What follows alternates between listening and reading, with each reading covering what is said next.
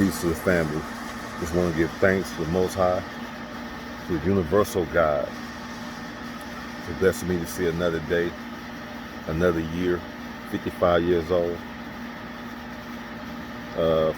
6 years ago, I was blessed enough to survive an attempted assassination on my life.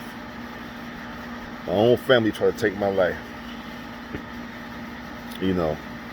I don't no longer associate with those people, but uh, yeah, it's just it's sad that as black people, we just gotta you try to stay away from your enemies. People say stay away from your enemies, but it's your family that's gonna do you the most harm. And I'm talking from experience. It's always your family members that's gonna do the most hating. They're the most jealous. They're the most envious. Family. Not your enemy. You ain't worry about them. Because they never going to be. It's always the one right up under you. That so-called know you. But yeah. So I'm thankful. I've come a long way. I got my life together. Not in the streets, not hustling, working. Been working a 9 to 5. Actually, that near-death experience changed my life. Cause you can tell me shit. I was just in the streets. I was arrogant. I was, it was just all about me. So it takes sometimes the Most High will put you through situations where you can just see yourself. It's like an out of body experience. He'll put you in a situation where you'll just step outside yourself and look at yourself and flash everything in front of you, your past that you have done. That's what happened to me. Everything was flashed in front of me. When I was in the trunk of that car, everything was just flashing in front of me like a recorder, my life. And I promised myself if God spared my life, well, actually I didn't even know I was in that situation. I was already gone. To me, I was dead. I didn't know nothing. I have 2 brothers, rest in peace. I tell everybody this story. I saw them. They walked with me. We were all walking. No one was talking. It was just me and my 2 brothers.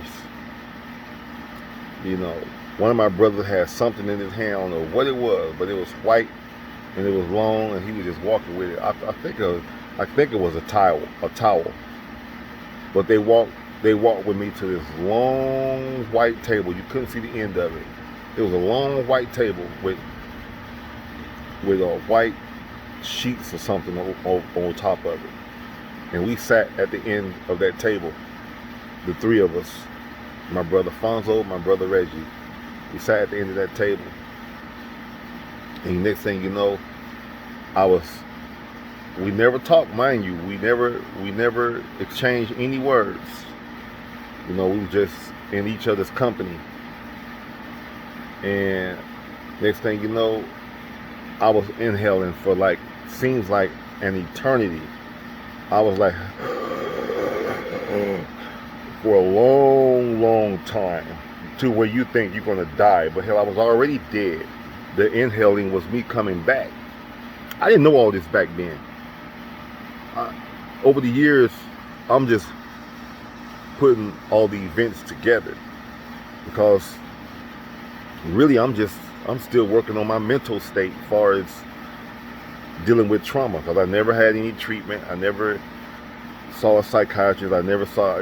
My father was one of my number one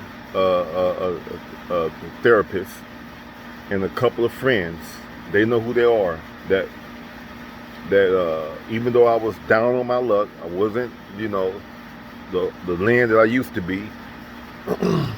The real people came and was in my, you know, they came, and people I didn't even really had any experience with before my accidents. These were people that I knew of, but I really didn't deal with them like that. Those were the ones who came, you know, to my aid and kind of like helped me, because I was real, you know, I was embarrassed. I was what's the word? I was ashamed of what happened to me, because they, you know, if your own family try to take your life, you know, so that's like, well, damn, what did he do to deserve that?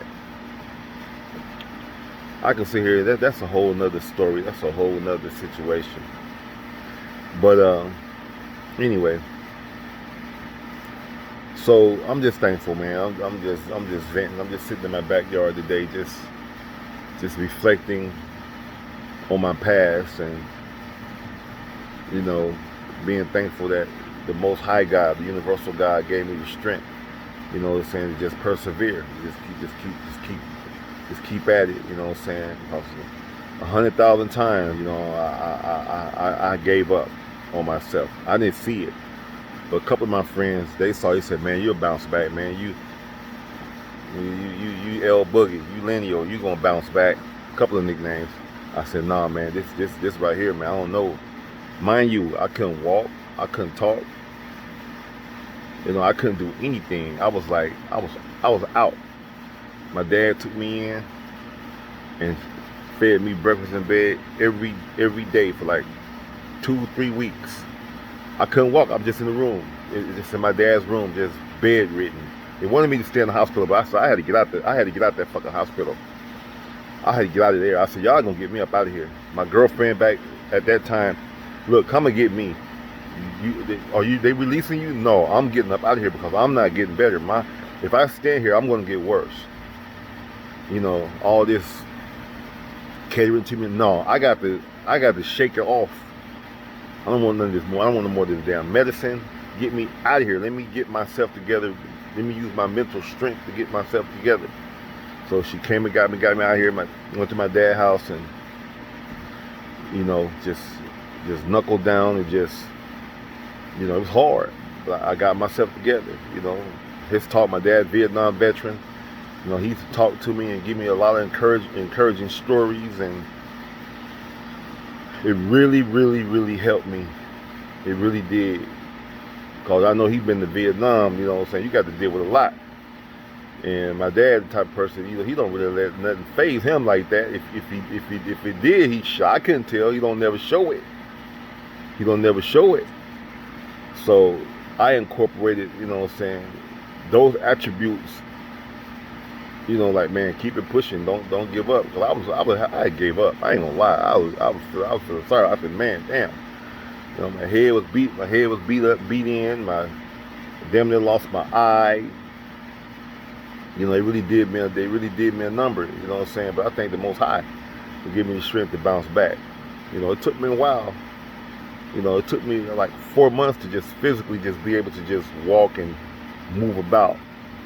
But I still suffer, you know, psychological trauma. What they call it, post stress, PTSD, whatever you call it, post trauma stress disorder, whatever you call it. I know I still got that. I know I do. I ain't perfect, and I ain't ashamed to say it. You know what I'm saying? But going through what I went through, for you to say that you back 100, nah, you lying. You know what I'm saying? You're gonna endure some type of, you know what I'm saying, pain and, you know, suffering from that. You ain't gonna fully recover. And every day I'm recovering. Every day I'm learning about myself. Every day I'm trying to self-check, you know what I'm saying? And it ain't easy. It ain't easy. And but I'm proud of myself for not jumping back out there in the streets. Everything I accomplished, everything I've done since my accident, since I call it accident, because I hate to even think about it. Since my, you know, accident in 2012, you know, it took some time, but I was homeless for 4 years. I lived in It wasn't an abandoned house. It was more like a dilapidated house for 3 years. You know, no running hot water, no kitchen, no the house. The house. It wasn't in its best condition, but I was thankful though because it really, really, really grounded me. And the person that took me in, the young lady who I was dating at the time, we just hung in there together, And the only reason why I left her, because she didn't want to leave Alabama, and I had to get up out of Alabama because it just wasn't working for me. It wasn't working. So, so anyway, that's my story, y'all. This is a little something. I've been talking for 10 minutes now. So shit, I'm gonna get off this. I gotta put this tent up over here for my daughter birthday party. Y'all already know I'm giving a birthday party for my daughter today. So got the little table. I put all this shit up right here.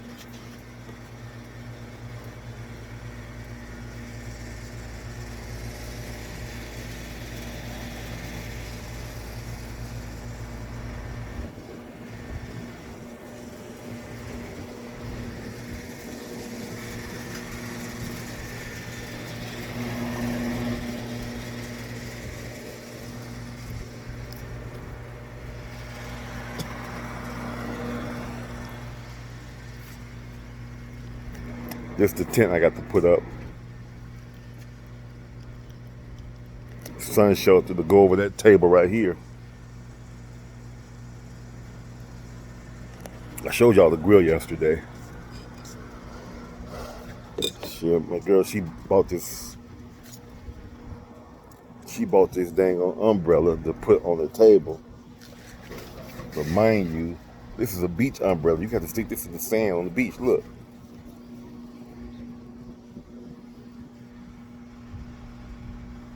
She talking about tape it to the table.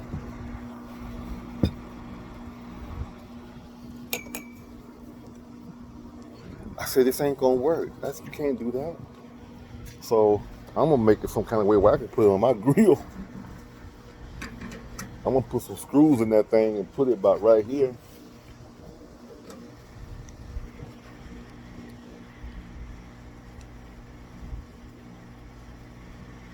And use my little barbecue. I'm gonna put some screws in there. I should be able to make it stay. And use a little shelter for when I'm grilling.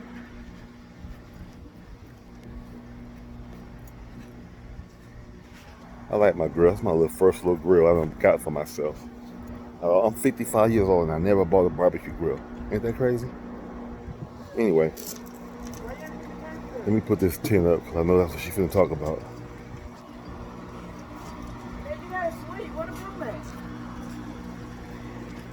All right, y'all, I'm out. Let me get to work.